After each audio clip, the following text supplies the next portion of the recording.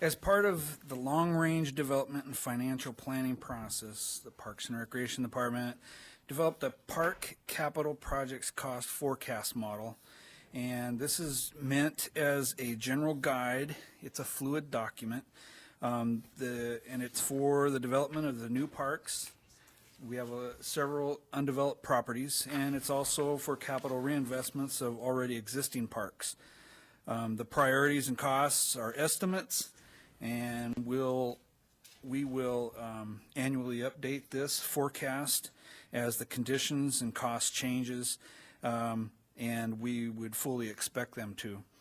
For instance, an unexpected funding source could cause the city to decide to develop something that they hadn't planned to, or not having the funding might move something back on the scale or on the schedule because we didn't have the funding to handle it. So, or new plans can come up.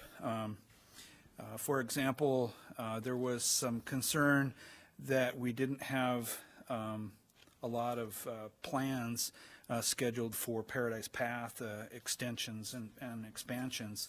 And the reason for that is that we don't have any concrete plans at the moment. We have some long-range conceptuals, but not enough to put together a financial forecast for that. So as Paradise Path Task Force works on that sort of thing and they come up with new extensions and whatever, we will have those prioritized with the funding estimates and add them to the forecast. And this was reviewed by the Parks and Recreation Commission and also the Public Works Finance Committee last week. I'll go through my little slide here, my little slide presentation. Primarily, I mean, this is a forecast. It's not the actual plan of what is going to happen. It's just going to continue to change. You could change it tonight. I mean, it just changes. It can change that fast. But the primary thing that you're looking for is what kind of costs are looming out there, and how do we plan to come up with those kind of funding to take care of our development needs. There are some costs that we're going to have to do. For our reinvestments. So let's say there's a roof that needs to be replaced or something of that nature. Those are things you have to do. The development of a new park, for example, could be pushed back if needed. So it's just what we need to do our long-range planning. When we set this up, you have assumptions, and that's general costs for different kinds of things that would go into the development of a park or reinvestments. Any place, anything from, as you can see, from a certain size shelter to restrooms to fencing, benches, etc. And as you go across this chart, you can see the different parks that we presently have, and based on some of the assumptions that we figure are going to be needed, we just added them in for the park and then came up with the tally of what those would cost. Now, this is not a dated item yet. This is just what Excuse me, could I get a clarification on that chart? Yes. You said East Gate. Is that the far southeast section, or is that Triangle Park. one on Park Drive? Triangle, yeah, Park Drive. Okay, and you have 90,900 for, is that playground equipment? Yes. We just replaced it. Yes. Like I said, this is not a dated Right. Thank you. deal. It's just what it would cost, and you'll see that when we get into the dates. Here's some more assumptions, and sorry the writing's so small, but there's just a lot of information to try to get in there.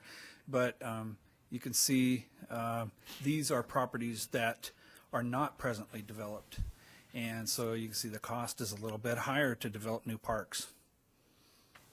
And we still have the assumptions. Those assumptions we know will they all continue to change. Prices continue to increase, and each year we will change these as they are needed. And then when you get into the actual forecast, I went out to, I believe, 2034. We were actually asked to go out, I believe, 10 years. But just the way it falls, it didn't make sense for me to stop at that point, so I went out to 2034. As you can see here, 2015, Lena, we have Lena Whitmore Park has some things that have to be done, and you have to go back to the assumptions page to see what those are, but here's Mountain View Park. These are the things that would be going into the budget that we're preparing right now for fiscal year 15. And this here for Mountain View Park, for example, includes funding for the horseshoe pitching complex that we had run through the council, a year ago or so. Do And you remember what portion of that 181,000 is horseshoes? 150. And that does not, none of these costs include any other sources, revenue sources that we have.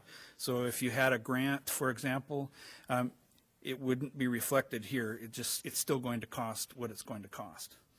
So this is just to tell you. All this is what it would cost to do this, replace it or build a new park, Yes. or whatever it is we stick in a park, Yes. correct? Yep. And, whoops, wrong one. Okay, writing's a little bit smaller, but I ran this one out to 2015, and you can see where other things had been entered into the plan. Some of these had to space out, just sometimes when you had a higher number one year, try to space that out a bit. Some of this is guesswork of when a particular property, let's say one that's has not been developed yet, of when we might have access to that. Right now, that's the primary reason we can't develop some of these, is because we don't have access to them yet. So as the subdivisions, the construction moves their direction, the likelihood of having access and development possibilities increase. And to make your eyes go buggy, this, I can't even read it from here myself. This one goes out to 2030, and in 2022, you'll see that's where we have some funding for Paradise Path, and that is for major repairs. That is not, we're talking capital type, not your general repairs that we do all the time. And like I said too, with Paradise Path, as new plans come on board, this would change to be reprioritized based on what the different commissions would feel that would need to, where it would fit. And in a nutshell, like I said, this is to be used as a guide. The priorities and conditions change, and it's to be updated annually. This coincides with the Parks and Recreation Master Plan and the park property development plans that are in there. And we also are working on a facilities capital project cost forecast. And that right now, we're doing the facilities assessment study and hope to have that completed shortly. And we'll plug those numbers into what we already have for facilities, and we'll bring that back to you as well. But it'll follow the same general format, and the conditions would be the same too. Just depends on your priorities and needs. Yes, sir. What did you use for an inflation factor as you stretch that out? These at the moment have no inflation factors. There's no, so you go out there to 2025 And the reason That's for today's that is money then, because not the it. thing can Okay. just change so fast, it's just not worth dealing with that yet. Walter, you, this was in Public Works and Finance. It was, and we looked at it. Dwight, one recommendation I would make Yes, sir. would be in your listing of parks. If you want to group the first 19 together and the 20 through 29 together, that you at least put them in alphabetical order. I have tried to find a particular park to see what you're proposing for it, and it's a little tough to do, just a thought. And one comment, if I may, Mr. Mayor. I've almost gotten used to the fact that public playground equipment costs $90,000. I've had a long time, I had trouble understanding that. My belief is that part of it has to do with the fact it's got to be bulletproof. And second is that it's probably got a fair amount of liability insurance premium built into it because people get hurt on them. I'm still having trouble with a drinking fountain costing $4,000, a trash can $500, and a bench $1,000. But then again, I think bulletproof comes into a lot of it. But you look at some of these numbers and you get an idea why we have undeveloped parks in the city of Moscow. It's just plain the sheer size of the dollars it takes to do one of these things. Gary? Thank you. And I want to thank Dwight and the Parks and Rec Commission for doing the work on this. This is one of the, I think we've got one other comprehensive plan that we need before we can bring to you our long-range financial plan. As Dwight indicated, these are current dollars, current amounts. As he indicated, it will change as funding opportunities come up, as priorities change, but we will be able to do hopefully the same analysis we did with sanitation, water, and sewer funds, so that come to you with some sort of funding plan so you can look at the different priorities throughout the city that are supported by the general fund and do the same sort of planning that we've done in water, sewer, and sanitation. So this is another step, and certainly want to thank Dwight's staff and the Parks and Rec Commission for the work they put in on both the Parks and Rec Master Plan and on this financial piece. Okay. Dan? I would move that we accept Dwight's report. Okay, Dan made a motion to Second. move. Walter seconded it. We'll start to roll with Art. Aye. Aye. Aye. Okay, we accepted your report, Dwight. Thank you very much, sir. Thank you.